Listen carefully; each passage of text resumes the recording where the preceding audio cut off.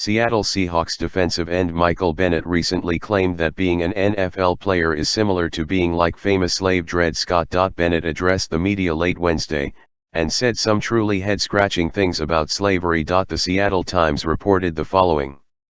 Bennett said a comment by Dallas owner Jerry Jones that he would not let anyone who sits for the anthem take the field is crazy. And I just think it's inconsiderate.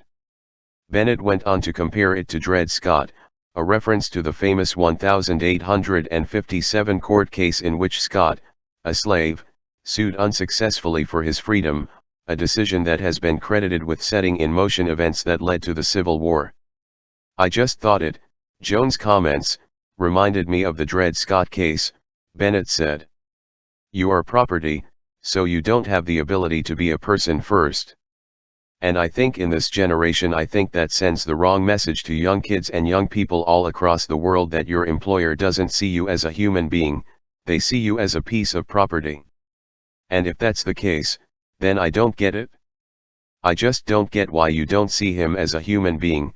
They don't see us as human beings first. Making millions of dollars to play a sport is a level of oppression and horror slaves could never possibly have imagined. Bennett has made more than $45 million through his NFL career so far, and his salary for the season alone is more than $15 million.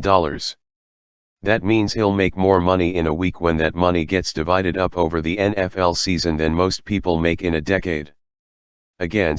Imagine the horror people in the early 1800s would have had if they knew the kind of oppressive life Bennett was living. I'm not sure anybody told Bennett, but slaves just weren't allowed to leave the plantations for a different job.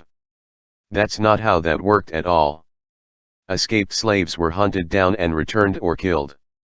Bennett has the freedom to leave the NFL and his millions whenever he feels like it. That's called freedom.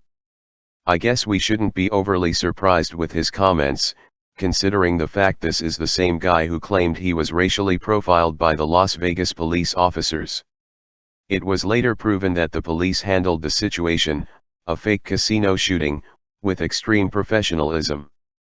Bennett should think a little harder before shooting his mouth off.